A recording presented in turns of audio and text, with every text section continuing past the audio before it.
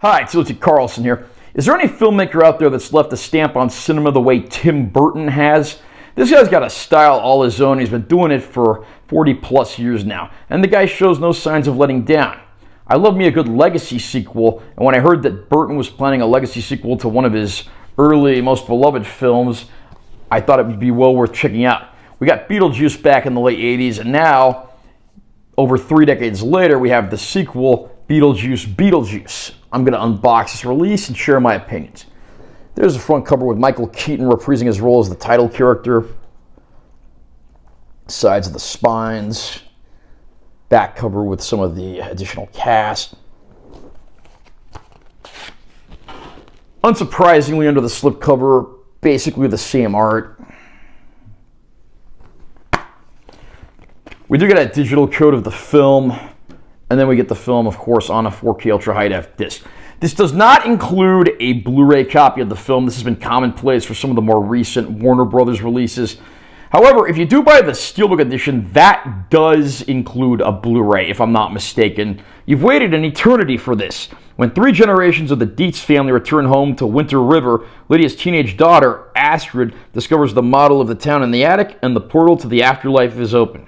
Beetlejuice has certainly gained a lot of appreciation over the years. Even though it didn't necessarily get the best reviews when it first came out, it's since come to be revered as something of a horror comedy classic, and it's certainly a favorite of mine. Michael Keaton, of course, played this role for Tim Burton back in, I believe, 1988 is when the first film came out. I love a good legacy sequel. They don't always manage to get what made the original movies so great, but when they do, sparks fly, and it's a great time. Plus, you have people in this film like Catherine O'Hara and Winona Ryder reprising their roles from the original films, as well as some newcomers, including the likes of Monica Bellucci, Jenna Ortega, and Willem Dafoe. From a production standpoint, Beetlejuice Beetlejuice looks absolutely amazing. Tim Burton, of course, got a lot of the principal cast from the original film to come back. I do want to point out that the characters played by Alec Baldwin and Gina Davis do not return in this film. I don't think anyone really wants to work with Alec Baldwin again for reasons I won't get into here. And then Jeffrey Jones does not reprise his role here either. Again, someone I don't think Hollywood really wants to touch, something I'm not going to get into here either. But they do find ways to bring his character back in flashbacks of sorts. So they at least managed to bring that character back to some extent without asking a certain somebody to reprise the role. And then you have some newcomers as well, including Willem Dafoe, who portrays a deceased actor who played a policeman on TV. You have Lydia's daughter, portrayed by Jenna Ortega. And you have Beetlejuice's long-lost love, portrayed by Monica Bellucci, and she's out for revenge. Meanwhile, everyone's gathered back in Winter River for the funeral of the character who was played by Jeffrey Jones in the original film. And Astrid finds herself infatuated with a boy. She's clearly very distant from her mother. And it's not long before, needless to say, all hell breaks loose and the ghost with the most is thrown into the mix. I have to say, from a production standpoint, it's a great film. I mean, you even have Danny Elfman scoring it again. The production design is top-notch. I mean, there's special effects that include stop motion. They look like they wouldn't have been out of place in the 80s when the original film came out. It's not a CG nightmare, and bless Tim Burton for that. Unfortunately, other aspects of the film don't quite hold up as well. Even though everyone gives a good performance, there's just too much going on.